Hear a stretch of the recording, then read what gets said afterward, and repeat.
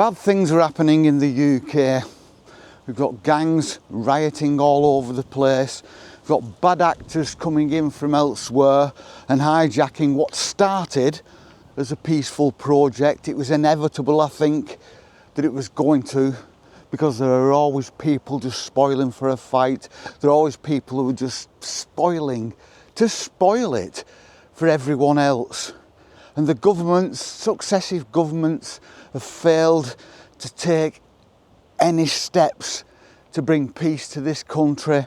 And now we're seeing on the television and on social media and in the newspapers and on media itself, gangs smashing places up, gangs of young men dressed in black, armed to the teeth with knives and machetes, roaming towns predominantly in the north. And all this started with the deaths of 3 young girls and the wounding of several others. And evil people have taken that as an excuse, as a reason, as a catalyst and a trigger to start unrest and start anarchy. And people are going to die. That's inevitable. What on earth is happening? And you can't get away from it. And in my opinion, it is being treated absolutely terribly, with bad decisions coming from the top. And the thing is, where I am, I'm very, very close to Bolton, where there's lots and lots of trouble going on. I'm only a few miles away. I'm actually in part of Bolton. I've come under Bolton. But it's lovely here. I have neighbours of every ethnicity, every religion, and we just get on like a house on fire. It's great. Lovely families with these lovely little kids, all just going about the business, helping each other out. Why the hell can't the world be like that? But I think it's never going to be like that, and I think one of the reasons for that is young men and testosterone, and I think that accounts for a lot of it. Young men with all this strength and anger, nowhere to channel it. A lot of them not bright enough to channel it in the right direction, so it just comes out as violence. But I have my political views. I would never share them on here. I have people in the comments in the past come up and try to kind of goad me into interacting about politics, but I would never do that. We're not here for that. We're here for the peace and love. And that's why we're out here today. Just to try to not make sense of it all, but to appreciate what we've got here, now. I've said my piece. I won't mention it again. But now, for the now, I just want to appreciate what we've got here and how we can get away from this. And once you get away from this, and I'm lucky that I can get away. If I was in an inner city or in the middle of a town, it's much more difficult. Especially if I have to work within that town and things are kicking off outside. It must be terrifying. Just been listening on the radio about a young man who lives with his family. He bought a house on an estate about 12 years ago, and there's rioting. And he said his kids were crying all night. He got to bed about 1 o'clock. And he said it was going on, and the police had actually kettled the rioters, but they'd pushed them onto the estate. So they were burning cars on the estate. I mean, it's a mad world. And I said I wasn't going to talk anymore about it. We're just going to talk about the countryside. We're out now this morning, and this is where I find peace. And let's just talk about that peace.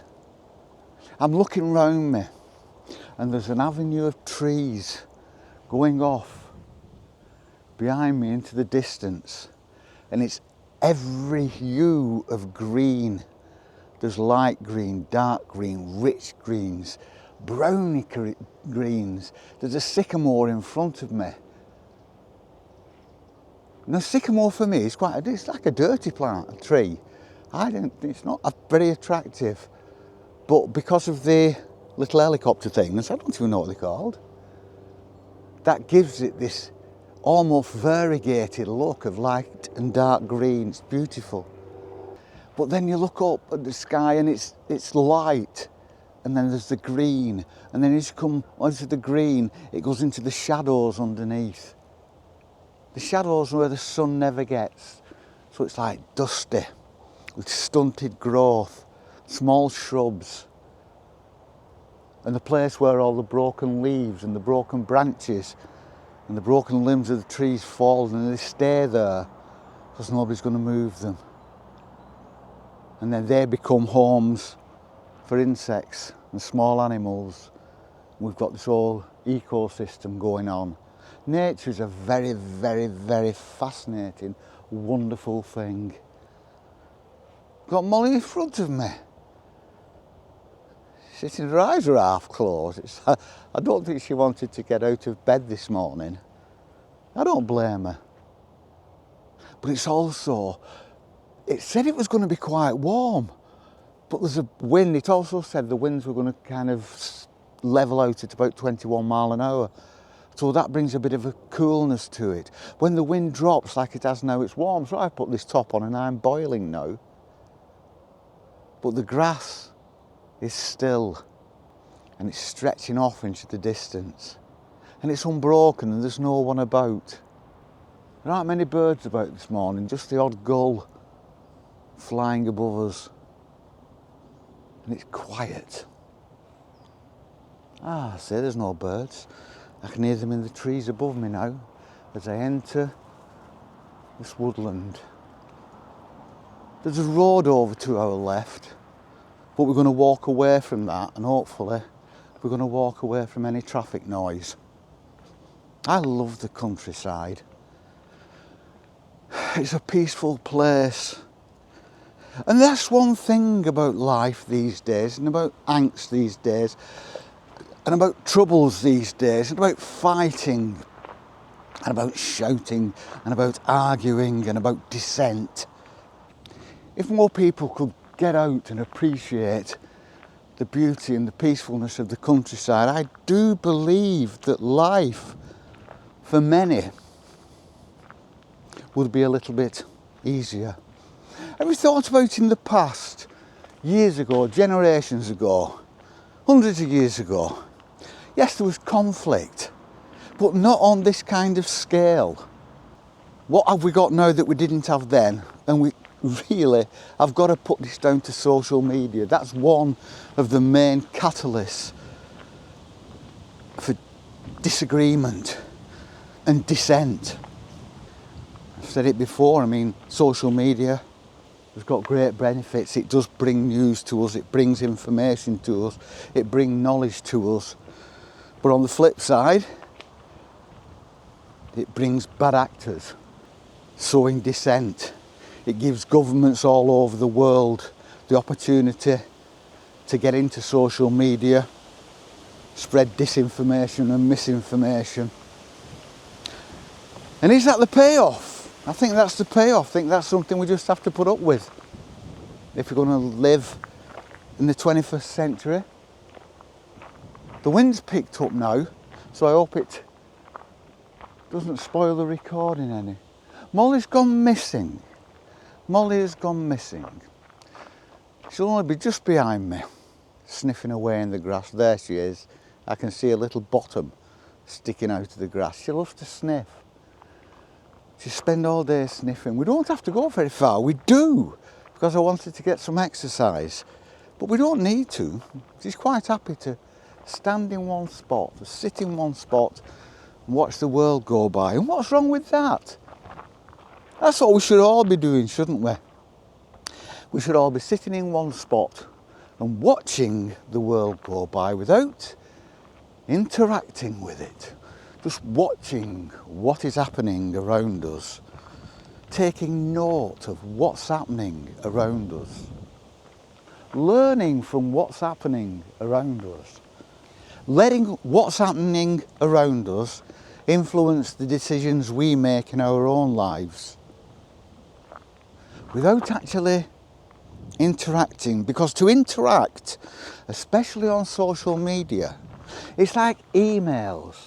I remember when I was a Samaritan and emails had just come out, people could actually email in. We used to have a team of 2 in our branch, and we used to like not turn the phones off, but between phone calls we'd read emails, and you had to have 2 of you because there's no inflection in an email. There's no emphasis in an email. An email can so easily be taken out of context. So there had to be 2 of us to go through it, to kind of both of us see one of us picked up on things. And I think social media is like that. It's a place where anonymity weaponises people. It gives them the right to say unbelievably vile things with impunity. They can just do it. And if somebody I've seen this a lot of times, and I've done it myself, where you can just say good morning to somebody, and somebody will come back and say, what do you mean good morning, there's nothing good about it? And it's like, oh, here we go again. Yeah, just walking under some trees now, and it's like it's a huge tunnel, and now the wind isn't getting to us, but I can still hear the breeze in the leaves above us.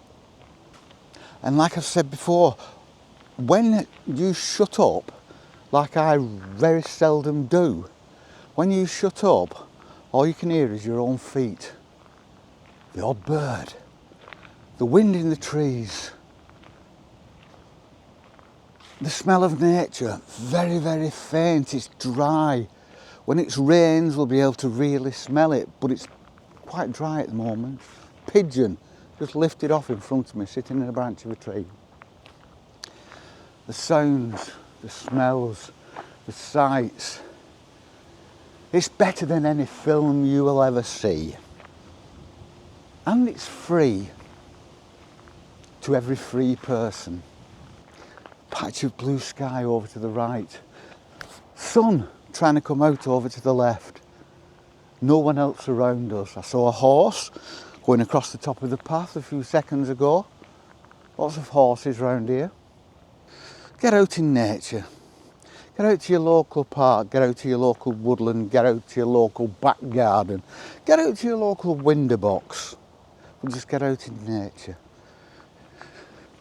Because at times like these, there's a massive value. Can you imagine, or many of you will be able to imagine, because that's probably the situation you're in, that you're getting bombarded, because it's so difficult to avoid. Bombarded on the media, on social media, wherever you go. Even if you're out on the street, people are talking about it. And it's a worry, and it gets you, because all you hear are worst case scenarios. And to people, if you can't get away from that, it must be relentless. It must be bad. And for anybody who is in that position, I really do feel for you, because I'm lucky. I can get away. I can switch off. It's my decision whether I bring my phone or not. It's my decision how long I stay here. It's my decision what I think about. So I think about nice things, and I think about nothing, and I let things come into my mind. And because I'm out here in this environment, it's this environment that comes to mind. But it is beautiful. Nature is beautiful. Get out. Just walking past some wildflowers now, and a butterfly's just taken off. It's there. You only have to stand here. Wherever you look, something is happening in nature. Wherever you look, nature is going about its business. Bird here, a butterfly there, flies flying about, flowers, grass moving in the breeze, leaves green in midsummer, bark on the trees. The bark on the trees is covered in moss because there's such an umbrella of branches that it's dark underneath them, and the tree trunks are covered in moss.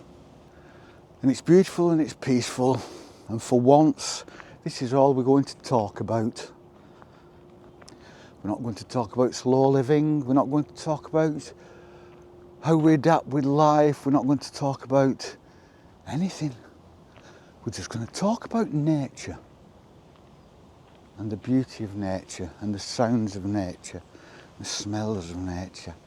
Coming into a tunnel of trees now, and it's dark and it's wonderful, because at the end of this tunnel of trees, it comes out of it and you can see the light, and the path carries on and it's picked out with flowers at either side and bright green of trees above it.